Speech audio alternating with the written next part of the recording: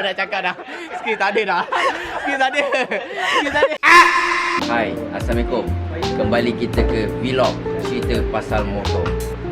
Okay, malam ni kita ada CPG S-Max Up Stage 2. Bukan spek. Spek dengan stage dua benda yang berbeza. Jadi bila kita cerita pasal spek 2. Apa tu spek 2? Spek 2 bermain dengan kawasan CVT. Okey, kita tukar puli, kita tukar clutch shoes, kita tukar clutch belt, kita tukar spring besar, kita tukar spring kecil, kita tukar U-clip, kita tukar roller. Nah, lepas tu kita tukar dia punya throttle body saiz 40mm. Okey, saiz 40mm dan ni velocity. So ini kita akan pasang titanium velocity. Inilah duduk dia bercantum dengan kotak angin. Nampak kotak angin? Kotak angin di sini. So kotak angin ni pun kita tengah modify. Kotak angin ni kita tengah modify. Korek untuk masukkan lubang yang besar ni. Okay, lubang tu masih ketat. So kita kena loboskan lubang tu untuk masuk batang ni. Nampak? Lain macam. Lain macam sikit kan. Okay. Ni manipul ni manipul. Project 79. Manipul ni color dia tak berubah lagi sebab belum pepah. Dah pepah nanti dia akan tukar color titanium, color biru. Menarik, terbaik, tertong.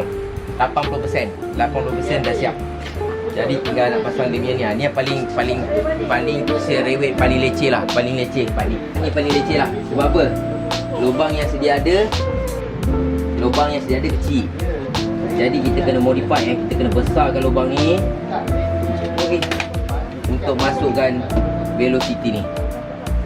Okey, masukkan sini. Jadi dia ni kerja dia agak renyah. Dan setengah bengkel bila dia tebuk ni, dia akan pakai getah silikon. Tapi kita tak nak pakai silikon. Getah Scooby-Doo. Getah ni pun kalau siapa nak, kita ada. Getah ni dia ada dua, sebelah kiri, sebelah kanan.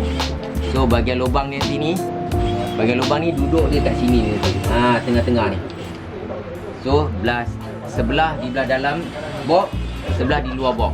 Untuk apa? Untuk mengelakkan daripada air masuk. Okey, di beberapa kes lah pakai silikon silikon, air masuk. Bila air masuk, kita punya gearbox kong. Okey, pomen pernah jadi. Motor pomen kita pernah jadi.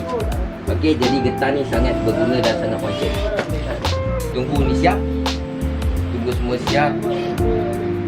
Bila siap, kita akan tunjukkan di next video. Terbaik.